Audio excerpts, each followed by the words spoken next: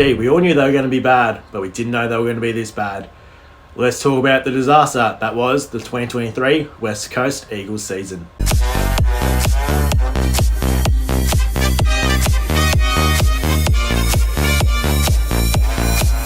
Hello everyone, welcome back to another video.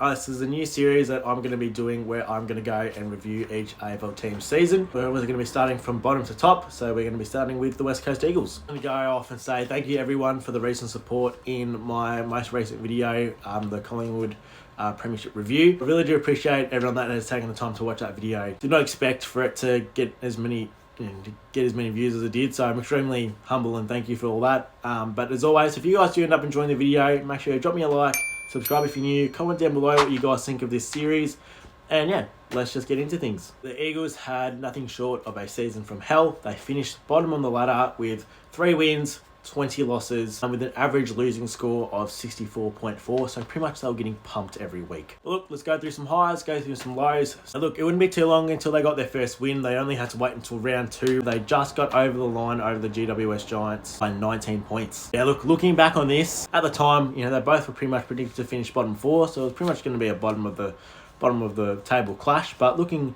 back on it now, hindsight's 2020, but to see where GWS would finish at the end of the year, a kick away from a grand final, pretty much was this would be considered an upset if the Eagles played the Giants later on in the year. So credit to them, they played pretty well that game. They had some absolute standout players. Tim Kelly had over 30 plus and kicked a goal. Jaden Hunt in his new Eagle colours played a pretty good game, had over 20 disposals, kicked a couple goals, exactly what you want out of your new recruit. And then out of nowhere, Jake Waterman bobbed up and kicked 4. So a solid performance from the Eagles. Look, they got a bit of a reality check the next week. They went up against their arch rival, the Fremantle Dockers, and went down by 41 points. And look, it's not great when you lose to your arch rival, but then to lose again in round 22 by a whopping 101 points is just absolutely abysmal. And in saying that, Fremantle weren't really that good this year. They were very up and down, very inconsistent. So if there was a time to pinch a win, probably back then, round 3 was their chance to win one. Then they pretty much went on this massive losing streak, and then in round 10 they went and faced Hawthorn, which was at the time they were 17th on the ladder, and they went and lost by 116 points against the second bottom side. So that just shows where the Eagles were at that point in time. They were nothing short of, they were terrible. Let's just say that they were terrible. You get to the bye, they were sitting at 1 win and 12 losses. So that just tells you where the Eagles were at that point in time. They were just terrible. People were calling for Adam Simpson's head. It was, if you were living over West, it was pretty much all they were talking about. It was why is Simpson not getting sacked over this poor effort by the team? And things only went from bad to worse. That following week, straight after the bye, they went to Sydney, up against Sydney. They got done by a whopping 205 points. I can't remember off the top of my memory, but I'm pretty sure I saw a fact that was probably top 5, if not top 10 worst losses in AFL history. They hadn't hit rock bottom. They definitely hit rock bottom then. And in saying that, they definitely hit rock bottom. They got a drill and pretty much drilled straight down into the core. That's how bad the Eagles were. Look, in saying that following week, they put up a really good effort against the Saints. They were extremely competitive. They only went down by 8 points in the end, and was looking like in that first half was going to run away with the win quite convincingly.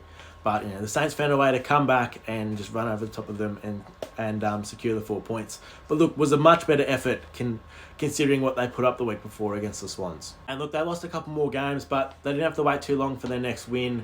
In round 20, they won against, at the time, the second bottom side in North Melbourne by 5 points. Now look, it wasn't the prettiest game, but look, you take that win. A win's a win, and they're probably expected to get pumped even by North Melbourne at that stage by quite a lot considering where the Eagles were at.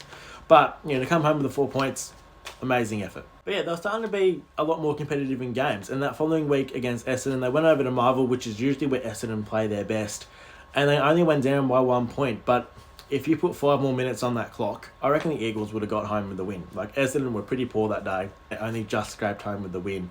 But yeah, the Eagles were starting to put together, starting to show that they can actually be competitive in games. It was good to see. And obviously they lost against Fremantle by that fair margin in the Derby the following week. In round 23, they had one of the biggest upsets of all time, going up against the Western Bulldogs, who all they had to do was win that game and no matter pretty much what happened the following week, they would have made finals. They went over to Marvel Stadium, which is where obviously the Bulldogs played their best football.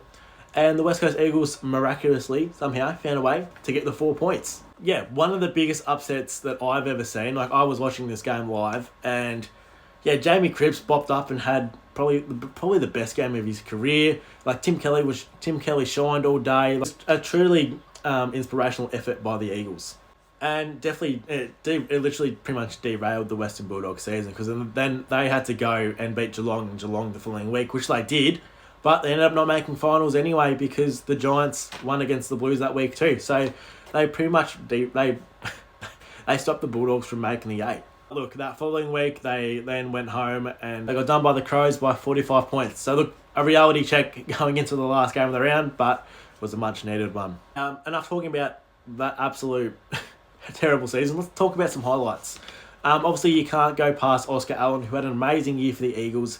Was their best forward, obviously, all year, kicking 54 goals in a bottom side. Just imagine what he's going to be like in a couple of years when their midfield starts developing and they add a bit of class, some free agents come through the door or something like that, and lacing him up. Like, he's going to be scary. He's probably going to be a top in the next couple of years. He'll probably be a top 3, top 5 forward. Another huge shout out to Tim Kelly, who had his best season in Eagles colours. I reckon he probably was just under his best at the Cats. He had an amazing year. He averaged 28.8 disposals, 5.9 clearances, contested possessions 13.4, and had 6 score involvements. So, a bottom 2 side, that is a very good effort by Tim Kelly. Another positive about this year, they bled some youth. They bled a lot of youth due to the big amount of injuries that they had, but they had to get games into these kids, and that's exactly what they did. Jimby played 17 games. Elijah Hewitt, who I reckon is going to be an absolute star, played 14. Oscar Allen had a great year, played 23, only missed 1 game. Chesser played 14, Riley Bazzo, the key defender, played 11, and their mid-season recruit Ryan Marrick, who's going to be good for them, I reckon, played 10. So they definitely got a lot of development into these kids, and it's only just going to help them more in the long run. Moving on to retirements, they did have 3 Eagles that hung up the boots, some legendary Eagles of the club, that being none other than the Norm Smith medalist Luke Shuey, their inspirational leader in Shannon Hearn, and pretty much one of the best tap ruckmans you'd ever seen in Nick Natanui. It was probably time for them to all call it time. They're in a rebuilding phase at the moment. It would have been good for them to hang around just a little bit more, just to help guide these young kids through. But at the end of the day, they're probably just taking games away from these young kids. Like, Shuey was pretty much has been injured for the past 3 years. And yeah, same with Natanui. He was pretty much injured for the last couple of years too. Could barely get on the park. So yeah, it was probably time. West Coast Eagles made 5 delistings at the end of the year, those being Xavier O'Neill, Sam Petreski-Seaton, Connor West, Greg Clark, and Isaac Winder. Probably just fringe players at the end of the day, all these guys. I know Sam Petreski-Seaton was I think it was like a top 20, top 10 pick back in the day for the Blues, but I reckon he'll probably get picked up by some club. But yeah, all the others, they're good players, right, like, for the meantime, but they probably won't be. They're not probably in the Eagles' future plans. Speaking of future plans, where do I think the West Coast Eagles are going to improve, and where are they going to get it from? And they're going to need to keep obviously playing and developing these young kids. Like I said, I reckon this Hewitt kid, like this, you can build a pretty good midfield around him. Oscar Allen's just going to keep improving. Get some more games into Jimby. Those kind of players are going to help take the club forward, I reckon. Good that they've signed these veterans like Darling's going to go around again, and you've got Cripps, you've got McGovern there as well. You've got Dom Sheed there too. So, they're going to help guide these kids through and help them develop. And then, obviously, they need to change this game plan. It obviously wasn't working, as you can tell by their horrendous season. And I know injuries played a massive part. Like, they were pretty decimated with injuries this year. But at the same time, like, your game plan should stack up, really. I know some players can make or break the game plan, but your game plan should be good enough where you at least are competitive. So yeah, I reckon they just need to change it up completely. Find something that's going to, in the next 3 years, hopefully take them to finals, and hopefully further down the line to compete in the next flag. Where do I think they're going to be? I reckon they're probably still going to finish around that bottom 4 mark. They're going to be extremely young next year, as they were this year, and yeah, they're probably just going to focus on getting some games into these kids. And they do have the number 1 pick this year, so I reckon they'll probably go, they'd be stupid not to go for Harley Reid unless they get a good deal that secures them like a top like two or three picks in the top 20.